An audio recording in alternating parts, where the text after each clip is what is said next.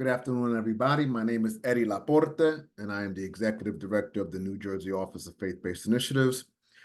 This is one of a series of OFBI grant applications Q&A, and today's topic will be the Social Innovation Grant. Today, I'm going to navigate the OFBI website. I'm going to review the grant guidelines, and I'm going to also access our online portal called SAGE, that stands for Systems for Administering Grants Electronically, how to create the application and how to submit it. To download the application and access supporting documents, this is the URL. You can do what I do. I Google the New Jersey Office of Faith-Based Initiatives, and it will take you to our landing page. Our online portal to submit the application is the Systems for Administering Grants Electronically. The acronym is SAGE, and the website is www.sage.nj.gov. To access SAGE, you need to use one of these three browsers, Microsoft Edge or Safari or Firefox. Do not use Google Chrome. Google Chrome is not compatible with the SAGE platform. So if somebody accesses Google Chrome and forgets that on December 14th,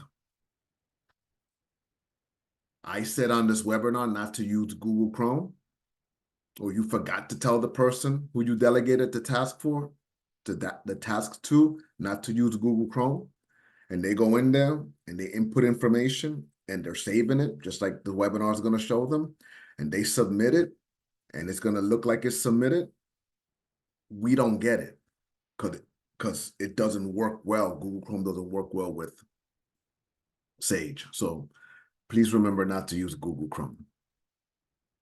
Remember to always hit the save button in SAGE. SAGE doesn't have an automatic save feature. For any questions, you can contact the OFBI staff. This is the information here.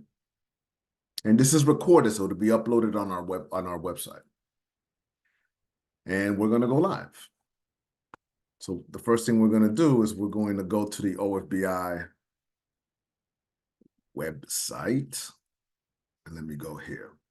So when you Google the New Jersey Office of Faith-Based Initiatives,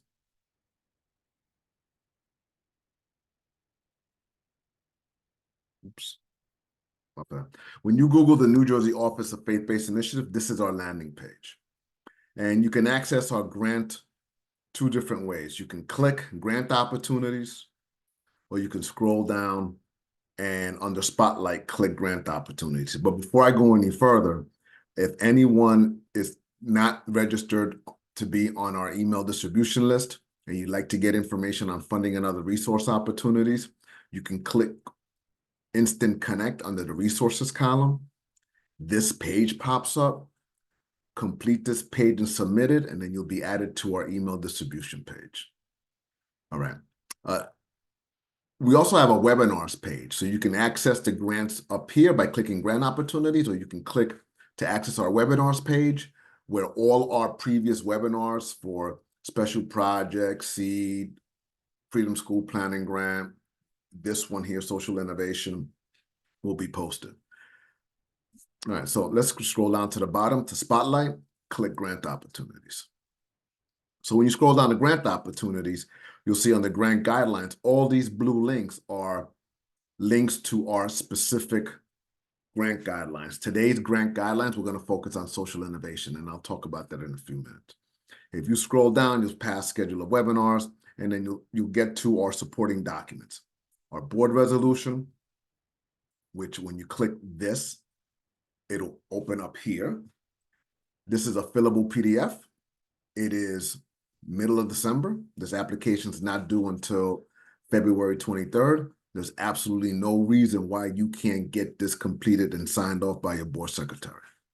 You have more than enough time. The other document that you need to upload is the logic model, which is this one.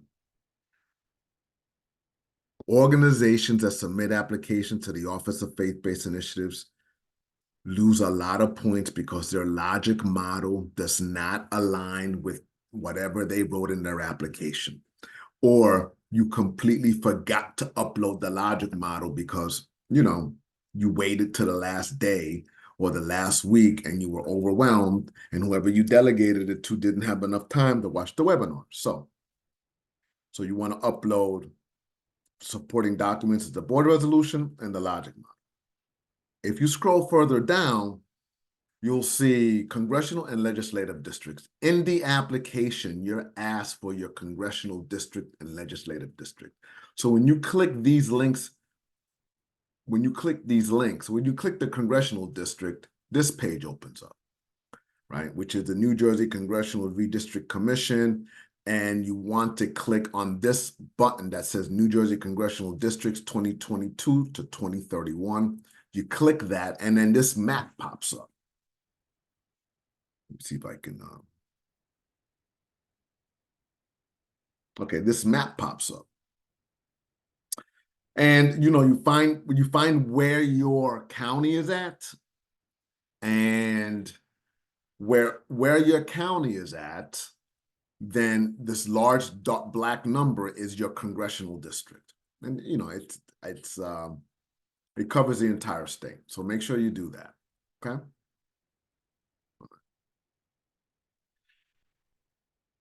When you click legislative district, this page pops up, and then what you need to do is kind of find where your county is at, right? Because Atlantic is split between two legislative districts. So you find Atlantic, and then you need to find where your municipality lies. Does it lie on the District 1 or does it lie on the District 2? Depending on where your municipality lies, under which district, that's the district number that you need to utilize, okay? All right. If you scroll further down, there are 5 pieces of information that you have to upload in order to do business with the state of New Jersey. If your agency-wide income is greater than $10,000, that means grants, donations, revenues that you've generated, then you need to file for, if you haven't done it already, you need to file for a charity registration number. If you have a charity registration number and it's found non-compliant, and I'll talk about that in a few minutes, you need to access this link called the DCA Portal Filing Instructions, which gives you step-by-step instructions on how to move your charity number from non-compliant to compliant. If you've never registered for a charity registration number and your agency income is greater than $10,000 and above, then you need to click this DCA portal filings and follow the step-by-step instructions for you to upload whatever information it is that you need to upload in order to get your charity registration. Okay, so I'm going to scroll up to the navigation bar. For some, I'm going to go all the way up. So remember I said there was 2 ways to access the grant opportunities.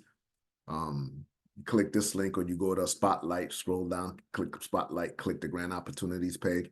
If you want to access our webinars, you can click it at the top, or if there's a navigation bar here, you click webinars. If an organization has never applied to the New Jersey Office of Faith-Based Initiatives or the Department of State's Blue Sage, you must register in order to gain access to the SAGE portal.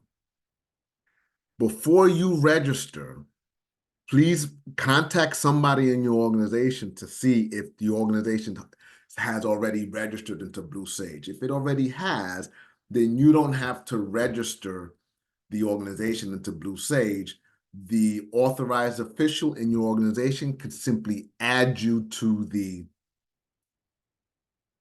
can add you into Sage. So if you've never applied to Blue Sage, or if you're new to the organization and you're not sure, ask the organization, hey, have we ever applied for a grant in the Department of State or the Office of Faith-Based Initiatives? They say no, then you need to register into Blue Sage.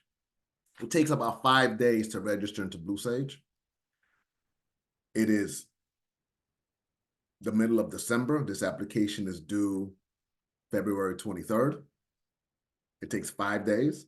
There's only one person in the department that gives folks authorization to access SAGE for the Office of Faith-Based Initiatives, and that person has the right to get sick, go on vacation, take personal days, and the person's not thinking about you on February 22nd saying, they haven't registered yet. Let me sit by my desk and wait for the registration. They're not going to do that. So I think what you want to do is watch this webinar here, first time applying for a grant in Blue Sage. Register. It takes it's a 10-minute webinar. And then you get authorization in 5 days. The next webinar that you need to watch is this one, Step 1 Organization Information.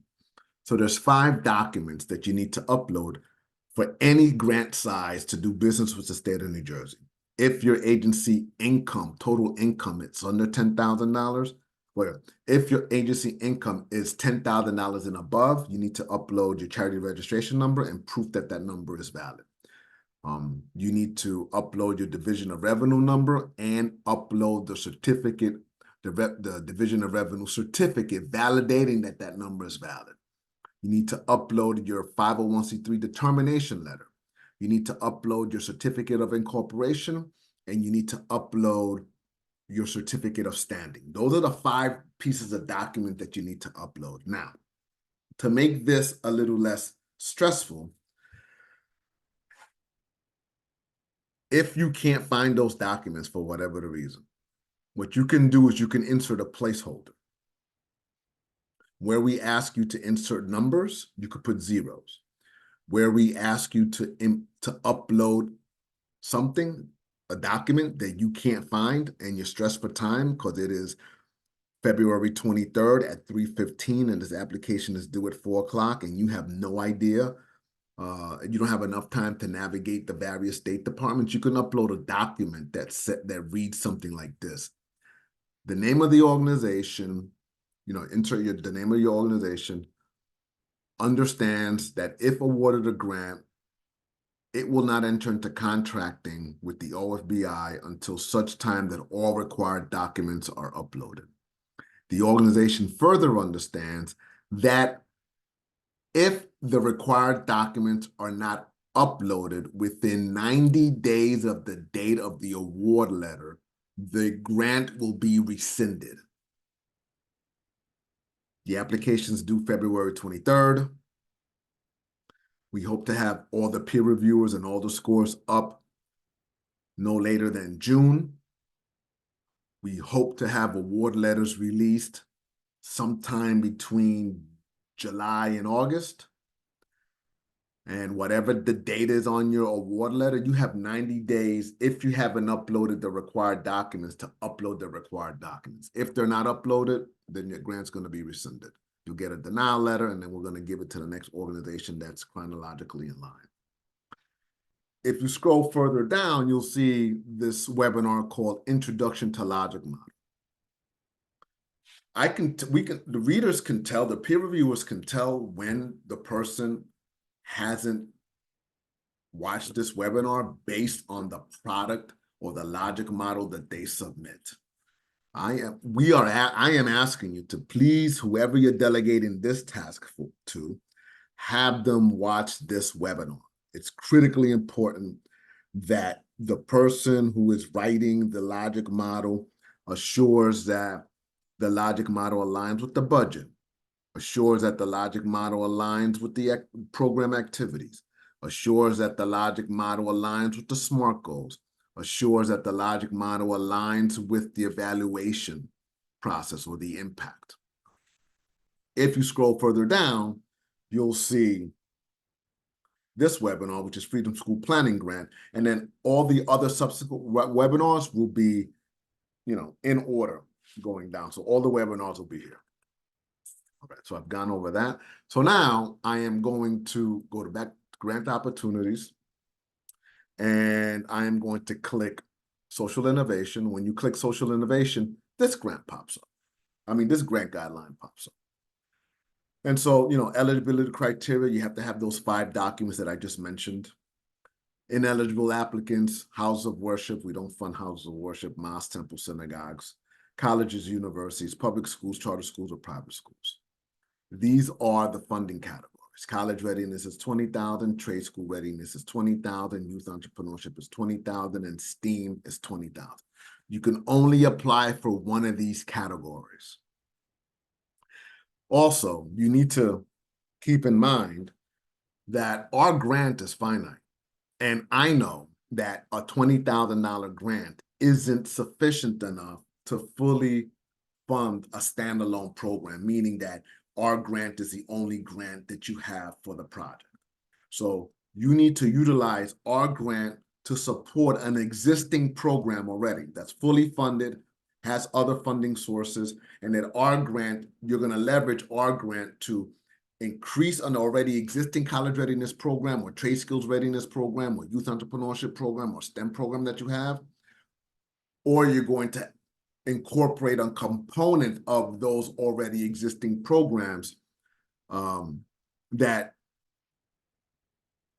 you can't find funding for. And I don't know what that is. So let's say you want to do college, let's say you have a college readiness program, but you want to introduce trade skills readiness.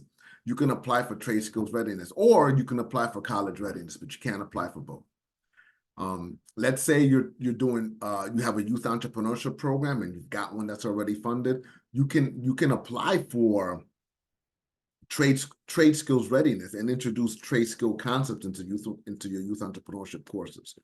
But they have to, it can't be our grant is going to be used as a standalone grant. So college readiness is to create greater access to college and it should be 14-year-olds, 14 to 25-year-olds, freshmen in high school and higher.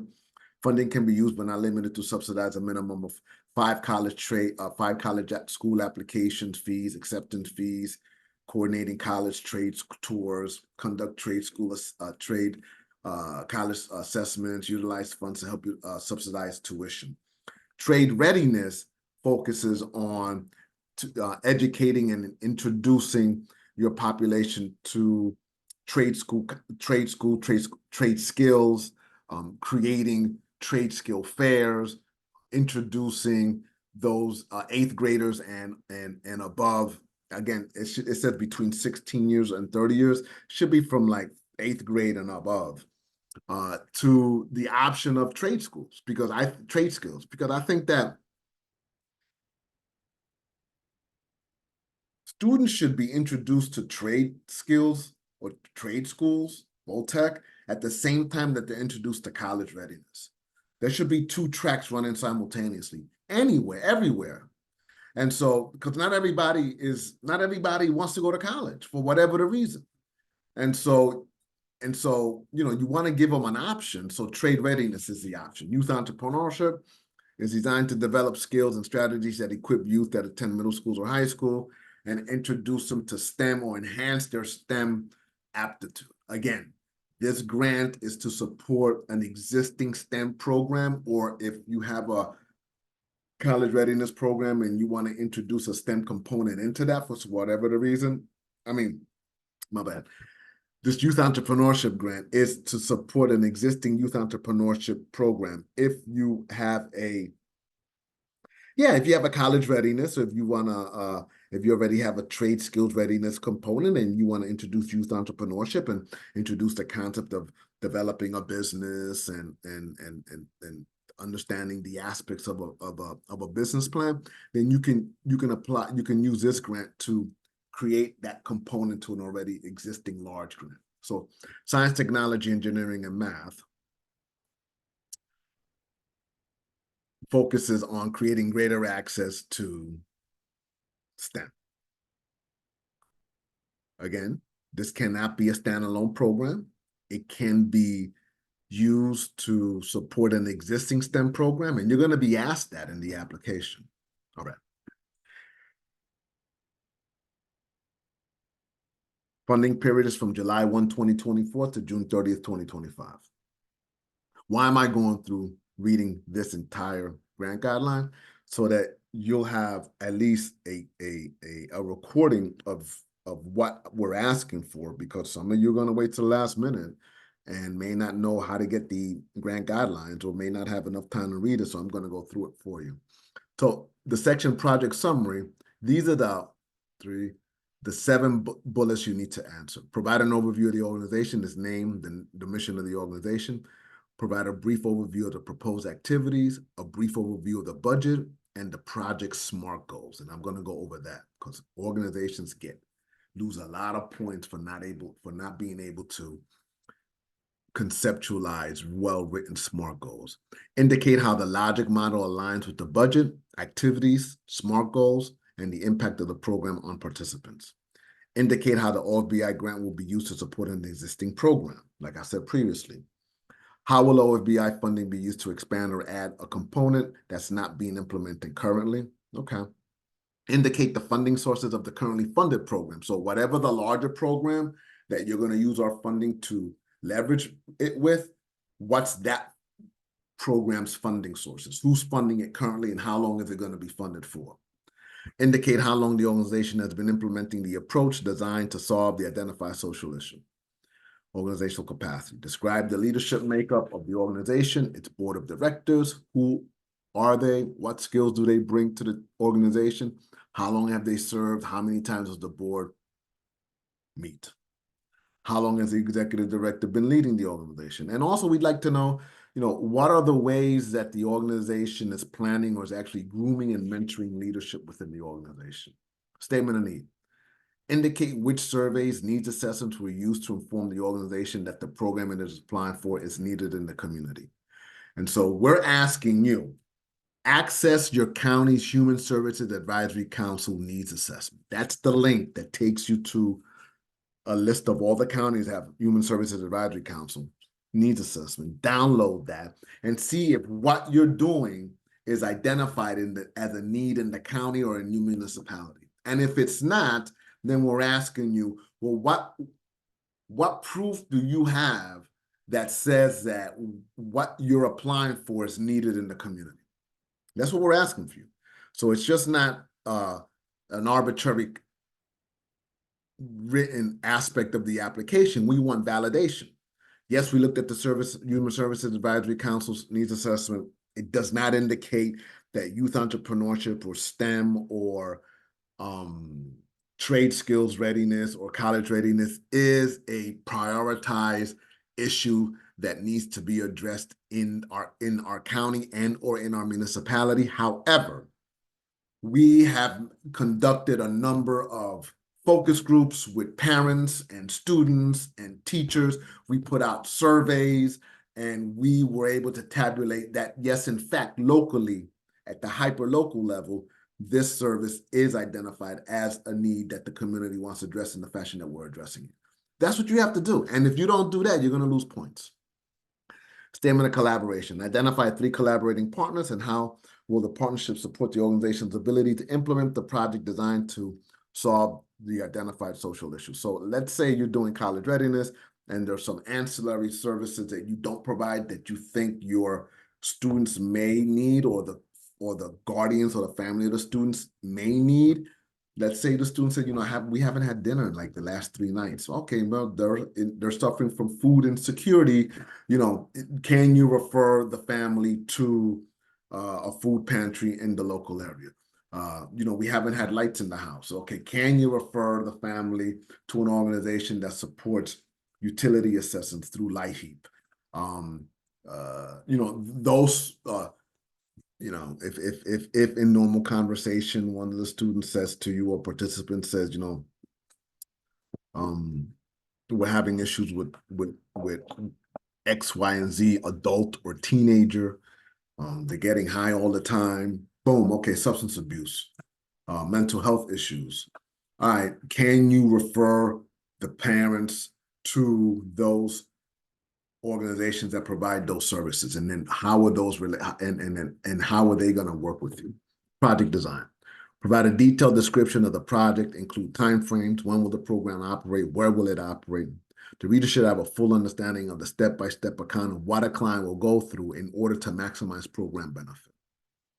Target population. Describe the target population. Where do they live? What are their ages? What is their income level? Educational status, single individual families or both? What percentage are unemployed or underemployed? That's in terms of the family. Are they low income? Are they Are they very low income? Are they middle class, but hardly, having struggling like most middle class folks are struggling right now? SMART goals. So SMART goals are specific, measurable, achievable, relevant, and time bound. So back in the day, it used to be, you would have your goals, which would be a broad statement, and then you would have your objectives, which would be measurable, achievable, relevant, and then there would be two separate concepts. SMART goals combines the two into one statement. And so a lot of organizations lose points because their SMART goals are not smartly written. And so I've given you an example of what a SMART goal here is so that you have an idea of what you need to write. So an example of a SMART goal is 80% of students who attend the out-of-school time program regularly will demonstrate an increase in math skills by the end of the fall semester as measured by pre-post program assessment scores. There you go. It's measurable, it's specific, it's measurable, it's achievable, it's relevant, and it's time-bound. If you're not used to writing SMART goals, or if this is the first time you've ever heard of SMART goals, we've even done some research for you. And each of these blue links it takes you to articles, blogs that speak about how to craft your SMART goals. So it's not like we're just saying write SMART goals. We've even done the research for you. Okay, evaluation. Indicate how you will measure whether and to what extent the program's success has been achieved. That needs to align with your logic model. Oh, the program design needs to align with your logic model, right? The SMART goals needs to align with your logic model. The budget needs to align with your logic model, because the peer review is going to have the logic model available, and it's going to go to the budget and say, okay, and the stuff that they're asking in the budget is not even identified in the logic model. So it's not aligned. The program activities that they've identified in the program design are not even indicated in the logic model. So it doesn't align. The SMART goals, the outputs and the inputs of the SMART goals, are not indicated in the logic model, so it doesn't align. The evaluation for the outcome is not indicated in the logic model. It doesn't align with what they already wrote. So this is really big, man, because this is your way of justifying your theory of change. Okay, so the budget. Complete all budget forms in Sage. You can use up to $2,000 of the grant for technology. You can use $1,500 of the grant can be used for administrative costs. And administrative costs are costs that are not yet realized. It gives you the financial slack that you need in an event that, hey, there's an emergency. We got to buy this piece of equipment. We didn't budget it. We don't know where the money's at. Oh, by the way, we have up to we budgeted $1,500 for admin. We can use it out of that. $1,000 of the grant funds can be used for staff development. I think that's key. It's important. I don't know about you, but I used to work in nonprofits many years ago, and I had the good fortune of being led by very leaders that looked at enhancing my skills, even though I wasn't getting paid a lot of money. So they invested in me, and they allowed me to go to workshops and conferences and come back with those theories and practically apply them and see what worked and what didn't work. So I became an asset to the organization. And I think that, it's hard. It's not easy. I'm real big with that on my staff. And yeah, I know work is going to get backed up, but it's my responsibility as a leader to upskill them so that they're better, 2 years, 3 years down the road, so they can go and get better paying jobs. That's my job. That's how I look at it. I'm not sure if you do, but that's the way I look at it. Up to 85% of the grant funds can be used for personnel. Required appendices is board resolution. Then the appendices, you need to upload the logic model. Then you need to upload 3 letters of support. And then you need to upload your 2022 990EZ. The 990EZ is the itemized 990. So if you're claiming that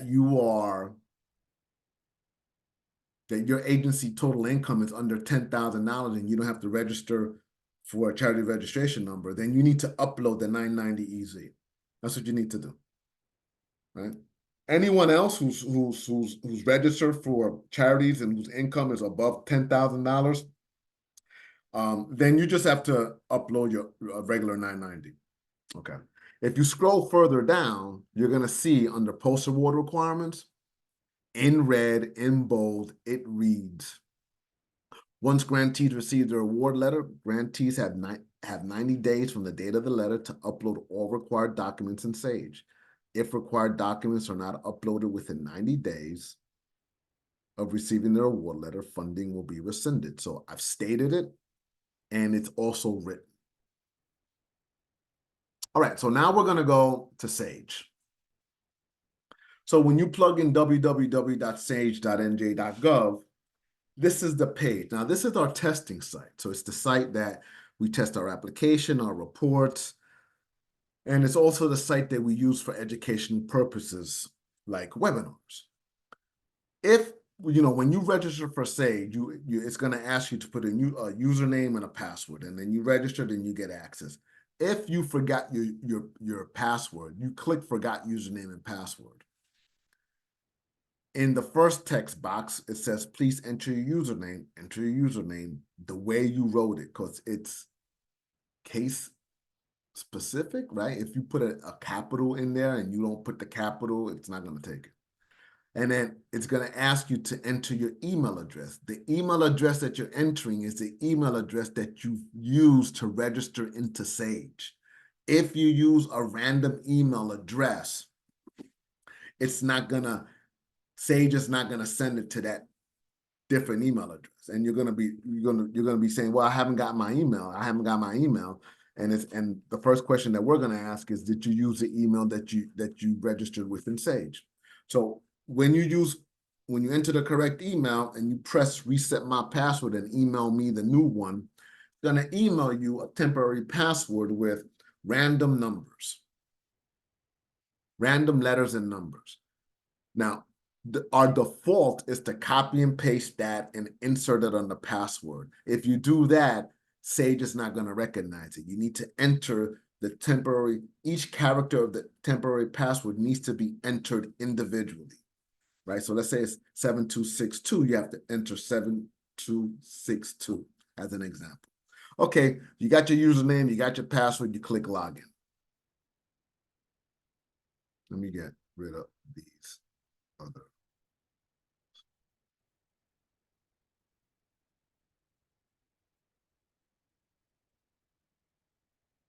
So Sage is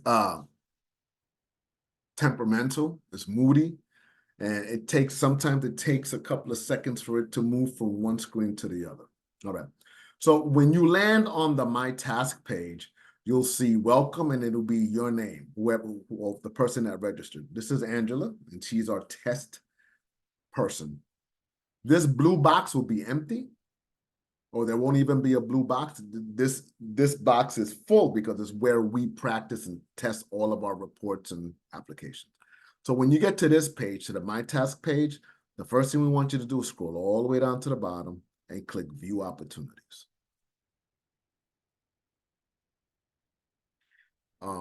You're at the Opportunities page. The first text box is Provider. You come to the right, expand the drop-down box, and you need to click NJSage_DOS. And in the document instance, you want to write Social Innovation, and then you want to click Filter.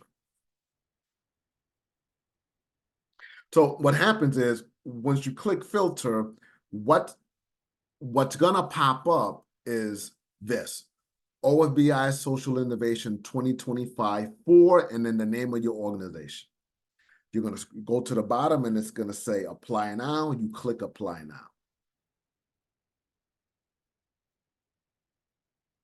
Then you're on the agreement page.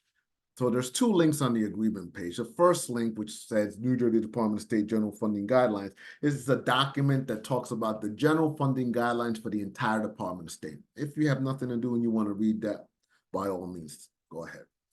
The second link, Application Guidelines, if you click that link, it's going to take you back to our OFBI page, where you would click grant opportunities, and the most current grant guidelines will be on that page. So you've done all this reading and you want to, you agree. So you click I agree.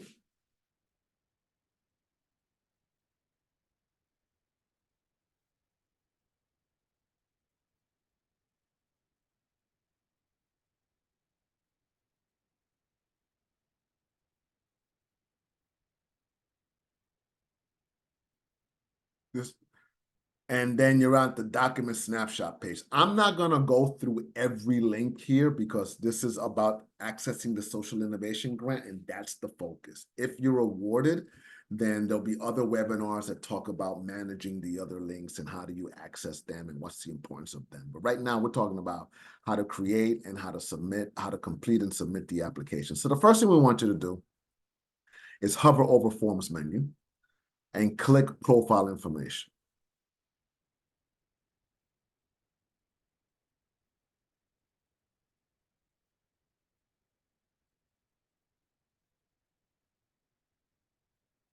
So this was going to happen on February 23rd at 3:30 in the afternoon, and this thing is due at 4 o'clock. This is what's going to happen. It's going to take forever.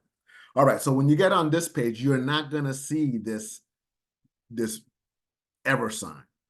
This is a test site, so it's acting very testy. All right, so you scroll down, and this page, when you first get to it on the LiveSage site, is going to be completely empty. None of this is going to be filled. The only thing that you can complete are these 4 text boxes, right? So you get to this page, you write, Mr. This is fictitious. I'm going to put Curtis, and then his last name is Martin, and he's a New York Jet Hall of Famer because I'm a New York Jet fan. And then at the bottom left-hand corner, you click this checkbox. By clicking this box, you confirm that all the information that they're talking about is these 4 text boxes are correct. You scroll up to the top and you click Save. Now, on February 23rd at like 3:15, whoever gets to this page, what's going to happen is when you click Save, you might get an error. And then you're going to scroll down and say, but everything is completed. And you're going to forget that in the middle of December of 2023, I said that when you click save and you receive an error sign, you may have to click save again because it may take 2 tries to migrate all the information from one area of Sage onto this page. All right, so here we are. We're good to go. You got this green light here that says good to go. You hover over Forms menu and you click Selection of Grant Category.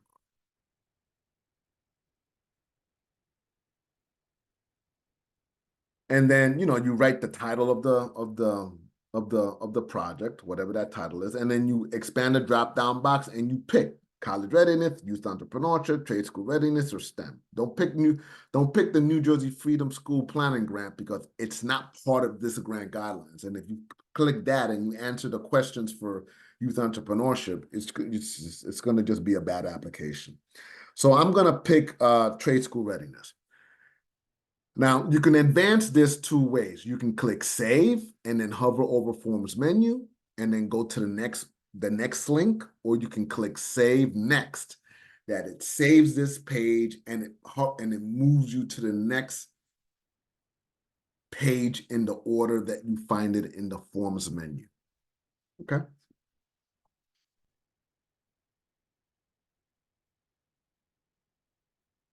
All right. So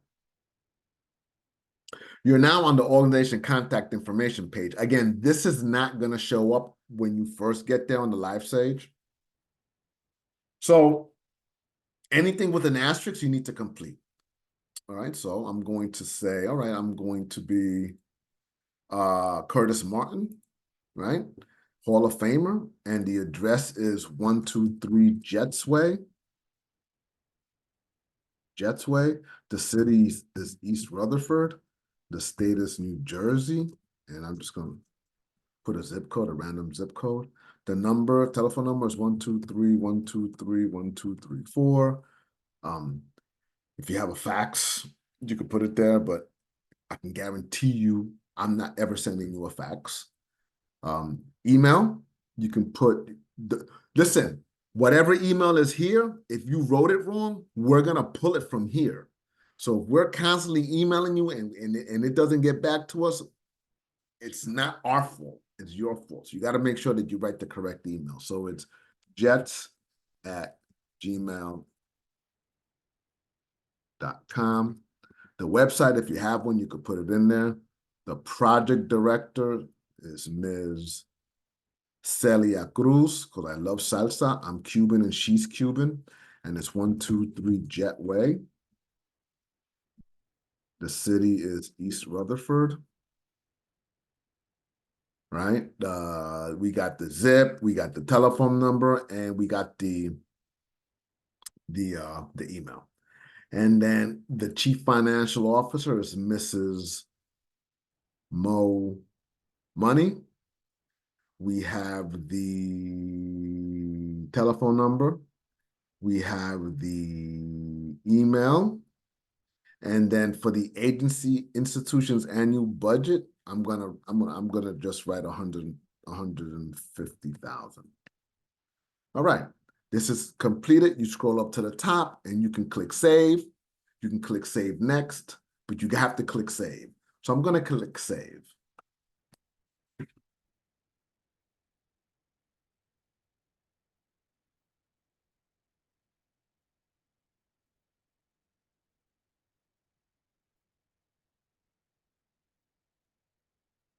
All right, everything is saved. You got the green light there.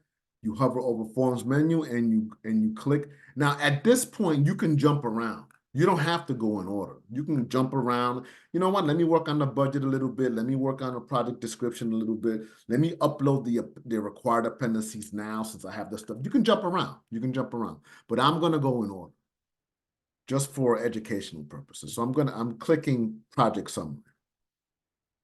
And this is why it's important for you to have the grant guidelines, because there's nothing on this page that tells you what should go in this text box. So you have the grant guidelines, you have 4,000 characters. You have to get to the exact nature of what the project summary is. You go up to the top, you click Save Next. It saves this page and takes you to the next page.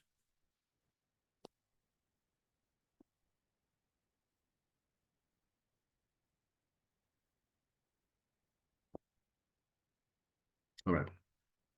Organizational capacity. Again, you need to have the grant guidelines open. Insert the information that the grant guideline is asking you for organizational capacity. Go up to the clock, go up to the top of the page, click Save Next. It will save this page and take you to the next page.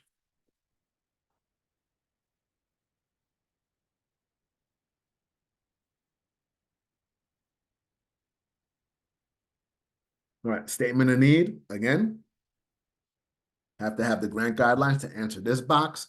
You read the grant guidelines, you start drafting it, put it in here. Now, as you're doing this and you got time, let's say you want to start this next week, like the 20th, you can start putting inserting stuff in, and then you can click save, and then you will, if you just want to stop, you can click save and log off, and then when you log back into Sage under the My Task box, you'll see the link that brings you back to this application, all right?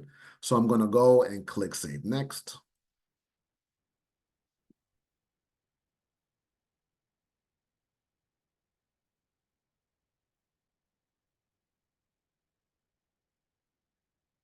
And then statement of collaboration. So I have to have the grant guidelines open. The name of the collaborating organization is going to be letter one. Well, yeah, letter one, and then summarize what their role is and how they're going to move this program forward. You come up to the top and you click save. Do not click save next, because you have to do this 2 more times. Remember, because you have to have 3 collaborating partners.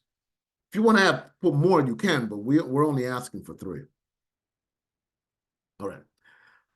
So you want to add another one. You're like, well, how are we going to add another one if it says letter one?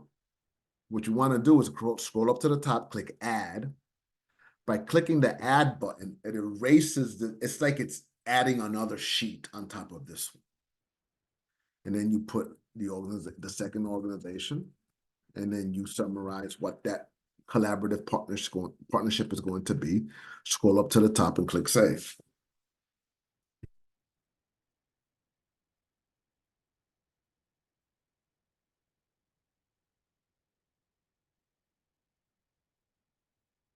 Once that green light is there, you click the add button and it will add another page.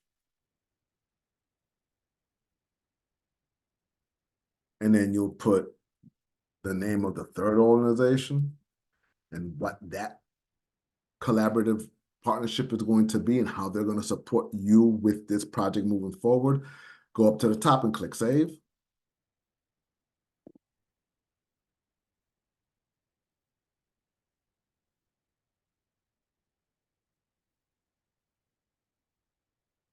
And then that's the third one. And if you open up this drop-down box, you'll see all three letters here. You're good to go. Now you can, since this is saved and you want to go to the next page and you don't want to hover over Forms menu, you can click Next. Since it's saved and you click Next, it'll take you to the next page in order. All right, so now you're on the project description page and you need to have the grant guidelines to know what to put on the project description, what to put on the target population, how to write your SMART goals, or this is where you put your SMART goals, and then your evaluation. After you insert all that, you go up to the top and you click Save Next. It'll save this page and take you to the next page.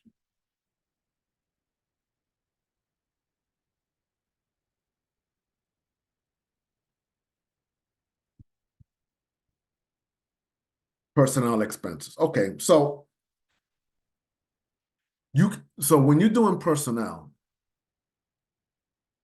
you may have some staff people that you pay fringe to, and then you may have some staff people that you are going to pay fringe, that you're going to pay. You may have staff people that you're going to pay fringe, provide fringe payments to. You're going to charge this grant, and then you may have some people that you're going to pay fringe through another funding source. So they can't all be combined on this one page. So let's do the person with the fringe. So I don't know what the fringe rate percentage is, so I'm just going to put 1. Then the title might be, hold on. The title might be, I don't know. The staff person's name is gonna get paid, we hope. The salary is 20,000. The weekly hours that they work is 35, and the weekly hours on the project is 5, and you're gonna charge a grant $2,500. Okay, you feel that's comfortable, you go up to the top and you click Save.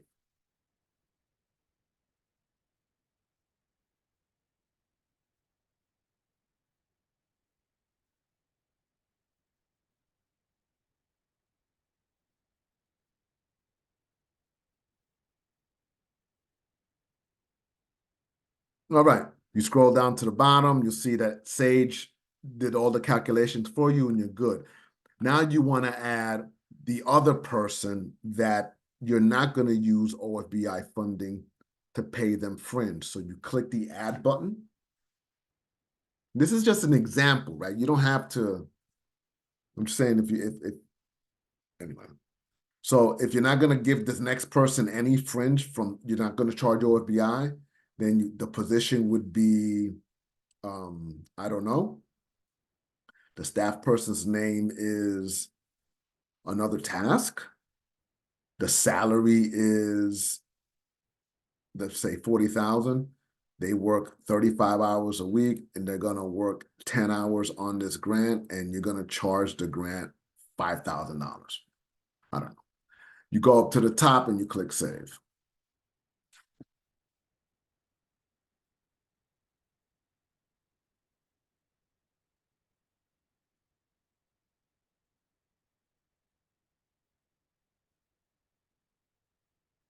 All right. You come down to the bottom, Sage has already calculated and it says, okay, this is what it is. There are no negatives. And then if you scroll up to the middle of the page, and you'll see this is the first page that we had that has fringe, and then this is the second page that has no fringe. So you're good to go. Everything is good over here. You hover over Forms menu. Oh, and by the way, if the page is done correctly, you'll see a pencil going through it. Statement of collaboration, there won't be a pencil. It's like 3 pages hovering over each other, above each other. And if you hover over statement of collaboration, you'll see another window open up where you'll see all 3 letters. Personnel expenses, because you have 2 pages, you'll have you'll see like a 2 pages, 1 page hovering over the other. And then if you hover over personnel, you'll see the both pages here. Then the next page is consultant contractors.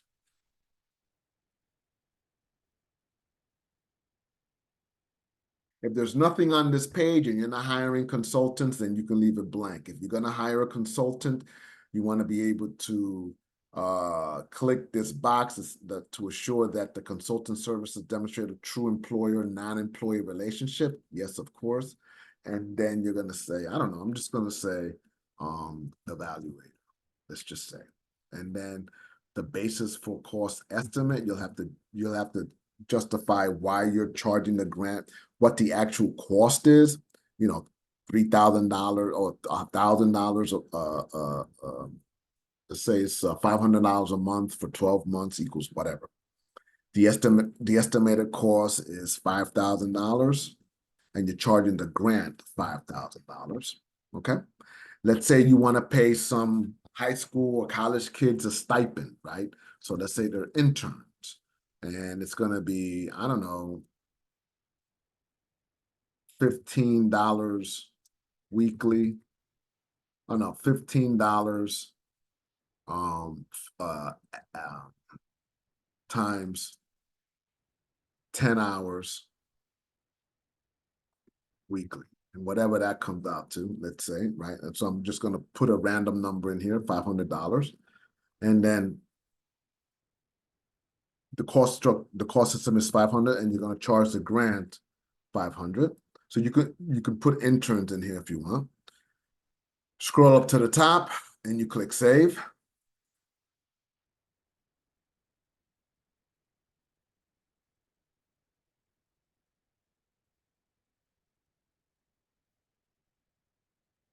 All right, everything has been saved. You hover over Forms menu, you scroll down, and you go to other course categories.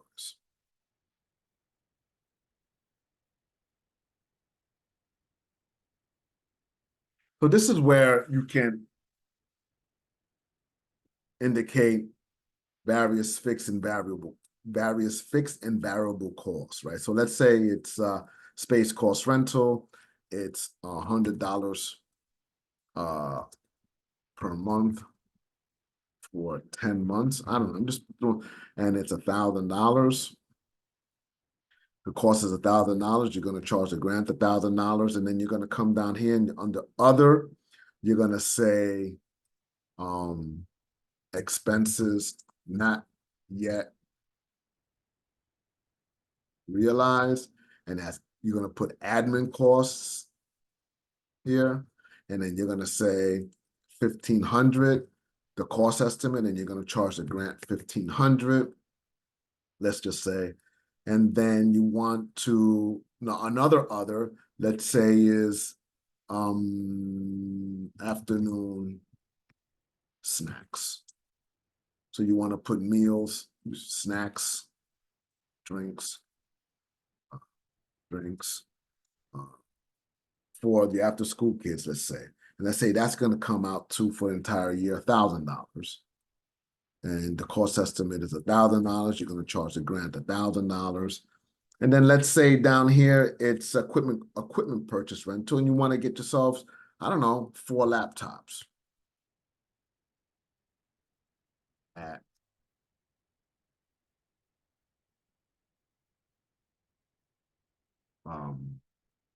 $600. Say it's 2,400. I mean 1,800. 1,800. All right, and then you scroll up to the top, you click save.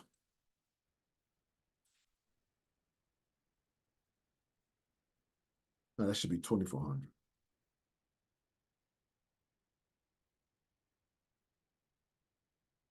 So, you know what? I made a mistake. It's not 1,800, it's 2,400. So you got to go back, let's say, because you don't have the extra money to be able to do that. You change that to 2,400. Oops. Oops. And then 100. Scroll up to the top again. Any changes you make after you save, you always got to go back up to the top and save.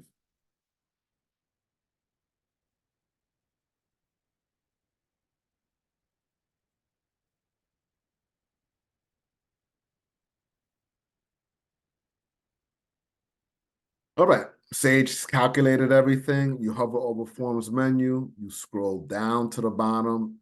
You click Overall Budget. When you get to the overall budget, there won't be an error sign in the live site. Again, this is the test site, so it's a little testy. So when you get to the overall budget, the only thing we're asking you to do on the overall budget is to go up to the top and click Save, because there's nothing for you to insert here. By clicking Save, it populates all the numbers that you put in the previous budget pages onto this page. So let's say you're writing the grant for $20,000 and you click save and it's adding up to $18,200. And you're like, okay, I got to add another $1,800. So you got to go back into the various budget forms and increase that in various places to equal 20,000, if that's what you want to do. All right. So let's say for argument's sake, this page is correct. You hover over Forms menu and then you go to required appendices. All right, so under required appendices, it's board resolution. You click the file, you find it, and then you attach it, and then you go up to the top and you click save. I know it doesn't say board resolution, but it's just, imagine that says board resolution as opposed to charity letter. All right, you hover over Forms menu, you scroll down, you click appendices, and then this is where you upload your logic model. So you want to, under description, say logic model. You choose a file, you find a file, you click the file, you attach it. And then it's support letter 1. You choose a file, you click the file, and then you attach it. And then it's letter 2. You click the file, you find a file, and then you attach it. And then let's say it's letter 3. You choose a file, you click the file, and then you find it.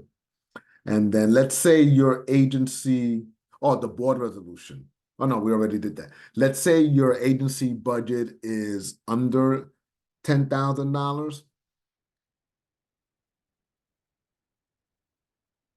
I would upload my 990EZ. Oh, I would put 990EZ. Oops. EZ. And then you choose a file, click the file, and add it there. Now, if you want to add additional information that you didn't have enough space in your project design, if you can refer and say, hey, under appendices, please see this article that speaks highly of this program, or please see this evaluation surveys that we've conducted over the last 2 years that indicate our impact on the students. You can refer the reader to the appendices page and where you uploaded this additional information that puts more meat on your application. Now, it won't be graded, right? There won't be a score, but it'll allow you to fill in the gaps in areas where you didn't have enough text, enough character space to include that information as a tip. Okay. You go up to the top and you click save.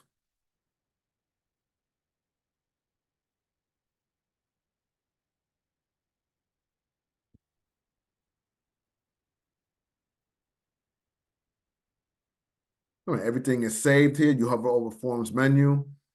You scroll up to the top and you scroll all the way down. Make sure that there isn't an error. There isn't a yellow hand up, because if you see a yellow hand up, let's say there's a yellow hand up to the left of statement of need. Well, that means you got to go in there and fix whatever, and it'll tell you what needs to be fixed. You go in there, fix it, click save, and then come back.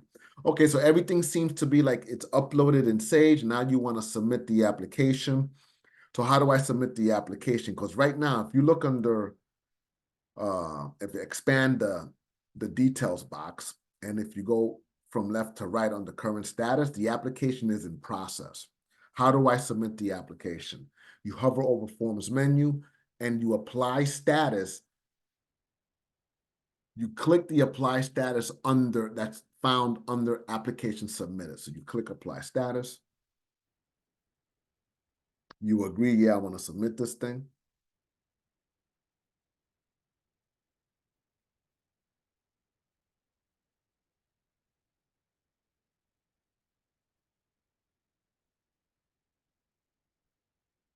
And again, the application is submitted. Sage will not email you notification that says, congratulations, your application has been submitted. How you will know that the application is submitted is by coming to the details line here, Word, clicking on details, and from left to right, go all the way to current status, and you'll see application submitted. And that's it. The application is submitted and everything is good to go.